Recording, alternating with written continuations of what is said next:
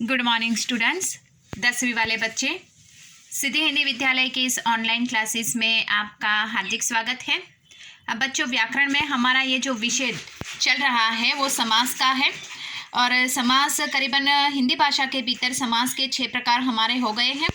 यहाँ पे आपकी किताब में जो समास दिए गए हैं वो मैं आपको यहाँ पे करवा रही हूँ। करीबन 3-4 वीडियो में हमारा ये ख़त्म हो जाएगा, ठीक है। और होमवर्क में भी आपको मैं कुछ समास के शब्द दूंगी जिसको आपको इस तरह से विग्रह करना है और समास का कौन सा प्रकार है वो पहचान के लिखना है, ठीक है। तो करीबन यहाँ पे हमारा जो अंतिम था वो ज्ञान चक्षु ये शब्द था। उसके बाद आगे वाले जो समास के शब्द है उसको भाई यहाँ पे हम थोड़ा सा देख लेते हैं। करीबन 3-4 वीडियो में हमारे समास खत्म हो जाएंगे। 2 वीडियो में करीबन हमारा समास के आपकी किताब में जितने भी सामासिक शब्द हैं वो सारे के सारे मैं आपको लिखवा रही हूँ यहाँ पे।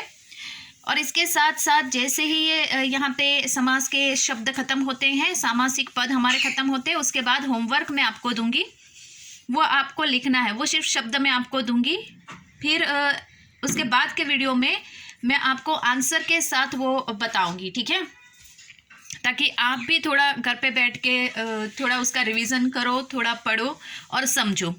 अब यहाँ पे जो शब्द है जन्मभूमि, जन्मभूमि समस्त पद है, उसका विग्रह करेंगे। जन्म लेने की भूमि, जन्म लेने की भूमि। यहाँ पे पूर्व पद उत्तर पद, जन्म पूर्व पद, भूमि उत्तर पद, दोनों पदों के बीच में के विभक्ति है, उसका लोप हो जाता है। तो जन्मभूमि मतलब समास का कौन सा प्रकार?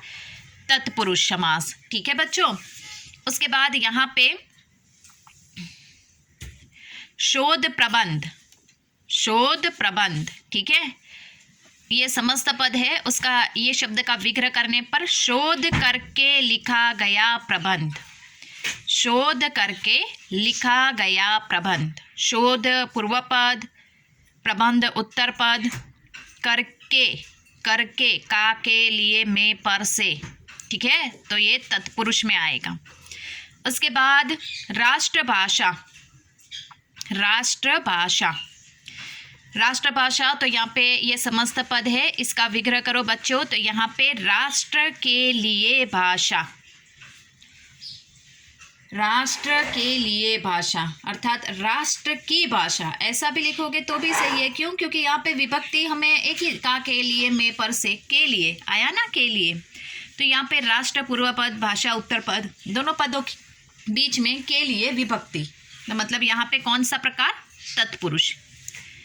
घर परिवार, घर परिवार, ये शब्द तो यहाँ पे देखो योजक चिन्ह है। घर पूर्व पद, परिवार उत्तर पद, दोनों पदों के बीच में और विभक्ति 2 मात्रा वाली, मतलब द्वंद्व समास। उसके बाद श्रद्धा नत, नत यानी मस्तक, झुकना, नत यानी झुकना। श्रद्धा नत, विग्रह करो ये समस्त पद का। तो श्रद्धा से झुके, श्रद्धा से झुके, हम कहते हैं ना नतमस्तक, नत का मतलब ही होता है झुकना। तो श्रद्धा क्या है? पूर्व पद, झुकना क्या है? यहाँ पे उत्तर पद। और दोनों पदों के बीच में कौन सी विभक्ति? का के लिए में पर से विभक्ति, इसका लोप हो जाएगा तो श्रद्धा नत, तो यहाँ पे तत्पुरुष समास, ठीक है। उसके बाद पितृगाथा, पितृगाथा, तो यहाँ पे योजक चिन्ह है, तो पितृ और गाथा, ऐसा गाथा मतलब, गाथा का मतलब पता है आपको? गाथा का मतलब क्या होता है? कहानी। तो यहाँ पे पितृ की गाथा, पितृ और गाथा नहीं होता है, समझ में आया? वरना बोलोगे कि यहाँ पे योजक चिन्ह लगा है मतलब यहाँ पे क्या होगा, ये और आएगा, ऐसा नहीं है। दोनों विरोधी होने चाहिए, दोनों। यहाँ पे पितृ तो मातृ लिखा, मातृ लिखा होता तो मातृ और पितृ, लेकिन गाथा, गाथा यानी कहानी। तो यहाँ पे पितृ की गाथा, तो पितृ क्या है? यहाँ पे पूर्व पद, गाथा उत्तर पद, दोनों पदों के बीच में के विभक्ति का लोप हो जाता है तो पितृगाथा मतलब तत्पुरुष समास। अब समझ में आया कि ये योजक चिन्ह तो लगा है लेकिन यहाँ पे दोनों विरोधी नहीं है, दोनों प्रधान पद नहीं है। हीन भाव, हीन भाव, ये शब्द समस्त पद है, तो समस्त पद का विग्रह करो। हीनता का भाव, हीनता पूर्व पद, भाव उत्तर पद, दोनों पदों के बीच में का विभक्ति का लोप हो जाता है तो हीन भाव। कौन सा समास का प्रकार? तत्पुरुष। उसके बाद जो डैश जो, मतलब योजक चिन्ह, दोनों एक जैसे शब्द है, जुड़वा, समझ में आया? योजक चिन्ह लगा, इसका मतलब ये नहीं है कि आप उसको द्वंद्व समास में लिख दोगे। क्यों? क्योंकि द्वंद्व समास में पूर्व पद उत्तर पद क्या होने चाहिए? एक दूसरे के विरोधी। यहाँ पे ऐसा नहीं है। जो, फिर मैंने जगह छोड़ी, आप लिखोगे अगर विग्रह करते हो यहाँ पे जो और जो लिखोगे तो भी ठीक है, वरना नहीं लिखोगे, ऐसे ही लिख दोगे तो भी चलेगा। ठीक है। अव्ययी भाव समास, क्यों? क्योंकि एक जैसे दिखने वाले शब्द हैं यहाँ पे, जैसे कि दिनों दिन, रातों रात।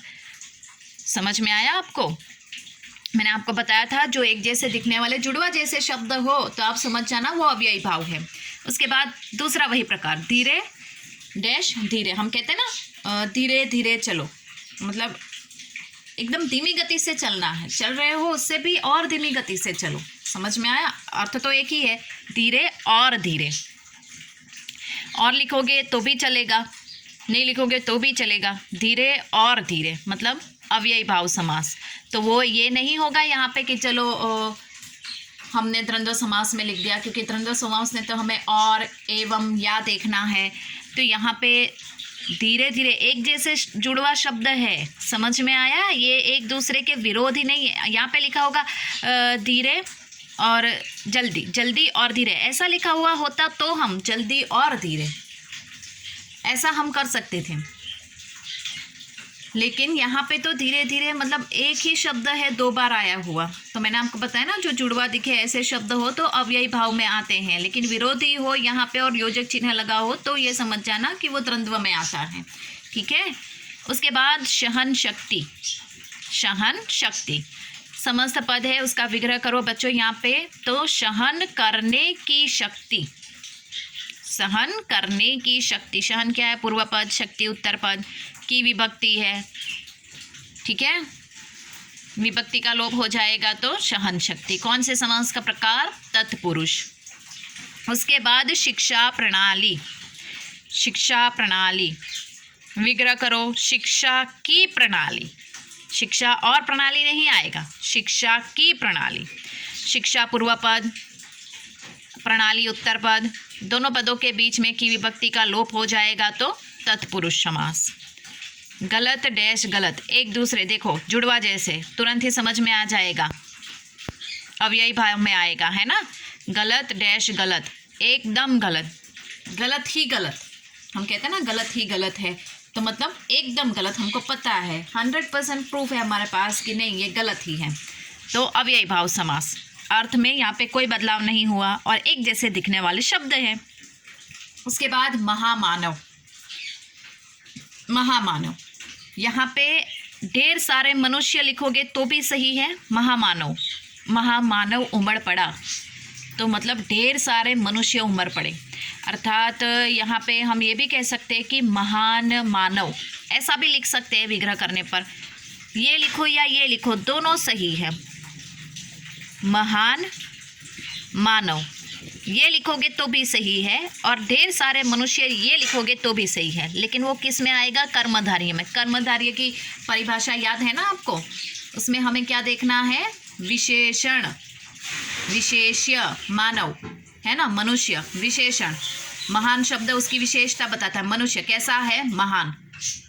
समझ में आया? तो कर्मधारय में आएगा। उसके बाद आत्मविनाश, आत्मविनाश समस्त पद है, इसका विग्रह करो बच्चों। तो यहाँ पे आत्मा का विनाश, आत्मा और विनाश नहीं आएगा, आत्मा का विनाश।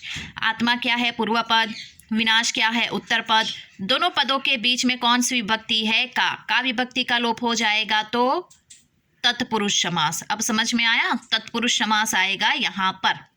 तो बच्चों आज के इस वीडियो में हम यहाँ पे इतना रुकते हैं, आगे वाले वीडियो में थोड़े से शब्द हैं उसको देख लेंगे और उसके बाद होमवर्क। ठीक है, तो हमारा समास ख़त्म होगा एक आध दो वीडियो में। तो यहाँ पे ये जितने भी मैं लिखवा रही हूँ बच्चों, ये आपको 10वीं वाले बच्चे ध्यान से सुनेगा, आपको अपनी कॉपी में लिखने हैं, क्योंकि ये आपकी 10वीं की किताब में से लिए गए शब्द है। जो मैं आपको करवा रही हूँ और उसका प्रकार भी लिखवा रही हूँ। समझ में आया? तो यहाँ पे रुकते हैं, तब तक के लिए थैंक यू।